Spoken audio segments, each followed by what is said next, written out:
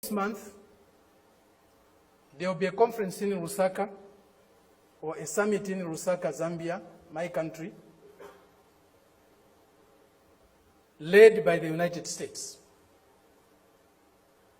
They have come to Southern Africa to teach us democracy. A country that was opposed to our liberation, a country that supported colonial regimes, the apartheid regime in South Africa, the white racist minority regime in Zimbabwe, now Rhodesia, now Zimbabwe, the Portuguese colonial governments in Mozambique, in Angola, in Guinea-Bissau, and Cape Verde, today is coming to Africa to teach us about democracy. A country that has toppled so many governments in Africa, that has led so many coups in Africa and other parts of the world, a country that has killed so many of our leaders in Africa and other parts of the world, the killers of Patrice Lumumba, those who toppled Kwame Nkrumah,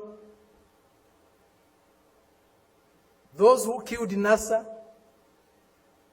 those who killed Muammar Gaddafi, today are coming to teach us about democracy. A country that has been built on brutal force, on enslavement of other human beings, on the humiliation of Africans, the exploitation of Africans, the plunder of Africa, today is coming to teach us about democracy.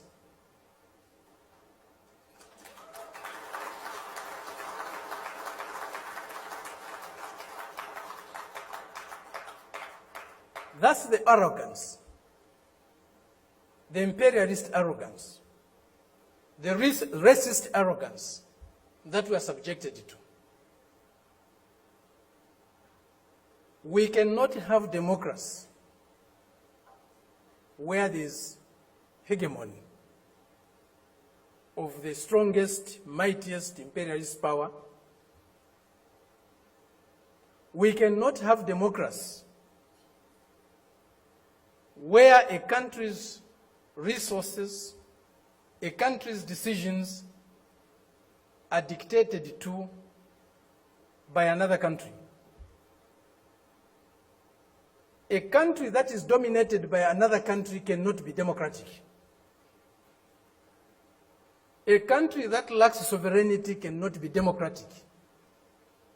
A people that cannot decide for themselves cannot be democratic. A colony, a neo-colony cannot be democratic. That's why today, even at the United Nations, membership is on the basis of sovereignty.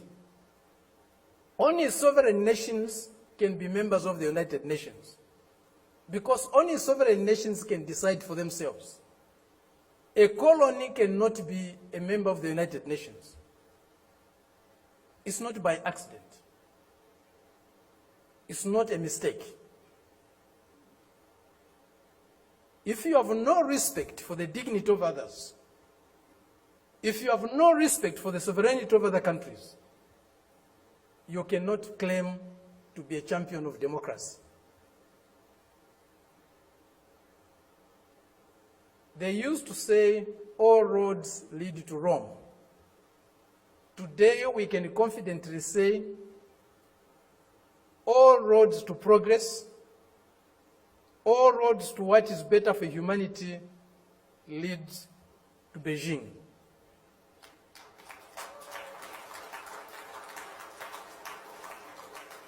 This is a country, this is a people that have developed themselves, that has developed itself without colonizing any country in the world, without plundering any country in the world, without subjugating any people in the world. This is a country that is developing with maximum respect for others, for their history, for their cultures, and recognizes the diversity that is there in civilization. We were only taught one form of civilization, one form of modernization. That was the Western way. Westernness was a measure of how civilized, how modern you are. We reject that. We reject it because it's not correct. We reject it because it's undemocratic. We reject it because it's uncivilized to think of the world and of other people in that way.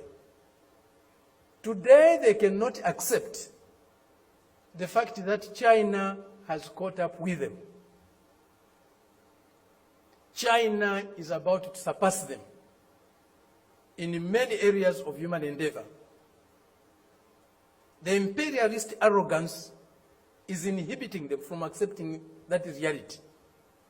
The racist arrogance is inhibiting them from accepting that reality. But the world is changing. The changes we are witnessing today,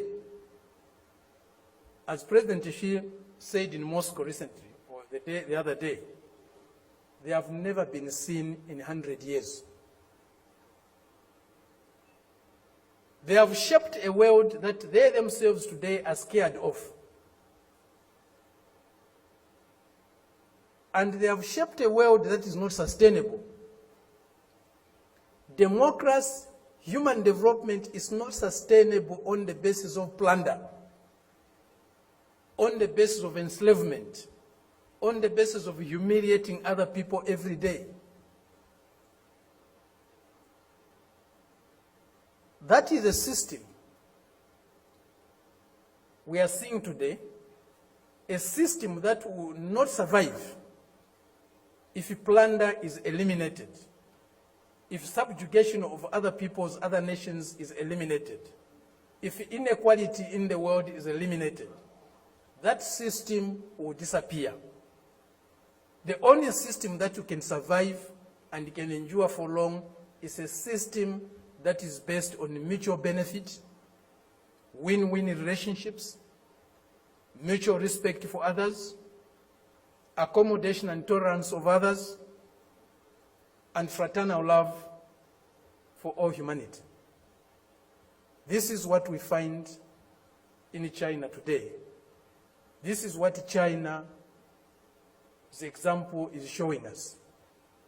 Indeed, all paths are different. There's no path that is the same, even if they are leading to the same destination. Each path has got its own characteristics. We are seeing that, we are learning that, we are experiencing that today with China.